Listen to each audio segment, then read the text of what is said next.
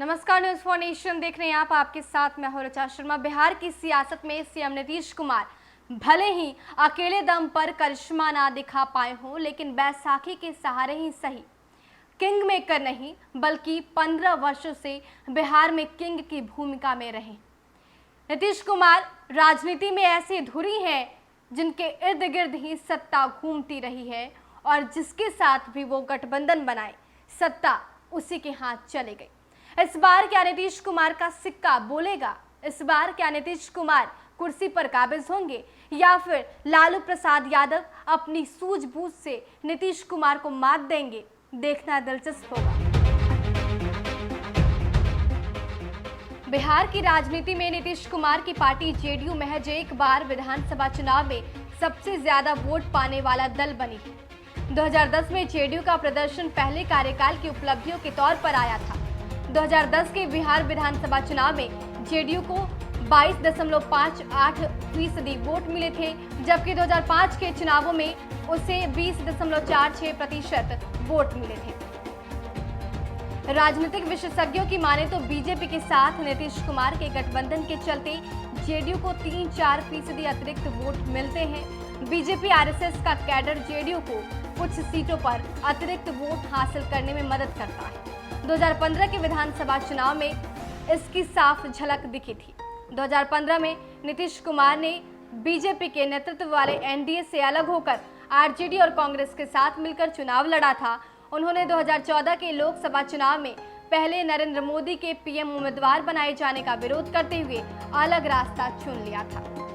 इस तरह बीजेपी ने 2010 में 16.5% मतों के साथ 91 सीटें जीती थी। उस समय नीतीश कुमार एनडीए के पाले में थे, लेकिन 2015 के विधानसभा चुनाव में एनडीए से नीतीश कुमार अलग हुए तो बीजेपी की 38 सीटें घट गई, जबकि बीजेपी के वोट शेयर में 8% का इजाफा हुआ था।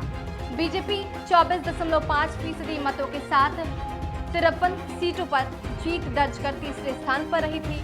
आरजेडी 18.4% मतों के साथ 80 सीटें जीती, जबकि नीतीश कुमार की जेडीयू 16.8% वोटों के साथ 71 सीटें जीतने में कामयाब रही थी। 2010 में आरजेडी और जेडीयू एक दूसरे के विरोध में थे, तो उस समय पूर्व मुख्यमंत्री लालू प्रसाद की पार्टी 18.8% मतों के साथ केवल 22 सीटें पाई थी।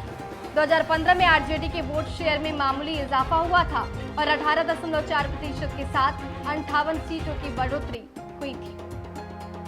नीतीश कुमार की जेडीयू को अपने वोट शेयर में लगभग 6% अंकों की गिरावट 2015 में देखनी पड़ी।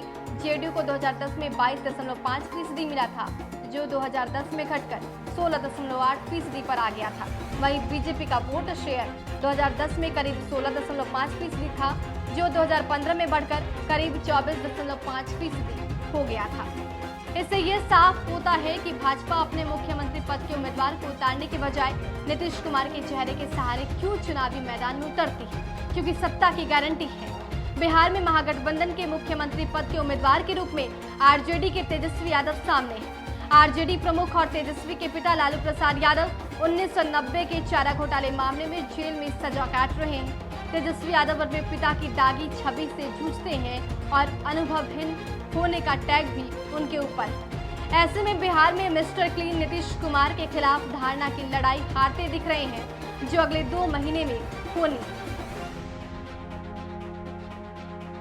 तो बीजेपी ये बखूबी जानती है कि नीतीश कुमार बिहार की सियासत में एक ऐसा चेहरा है जो जीत दर्ज करना जानता है और हमेशा सत्ता उनके ही इर्द गिर्द घूमती है। शायद यही वजह है कि बीजेपी ने मुख्यमंत्री पद के उम्मीदवार के तौर पर नीतीश कुमार को ही सामने रखा। लेकिन दूसरी तरफ लालू प्रसाद यादव भी नीतीश कुमार को कठोर चुनौती दे सकते हैं। लगातार मास्टर स्ट्रोक खेल रहे हैं और तेजस्वी यादव को राजनीतिक गुर भी समझा रहे हैं।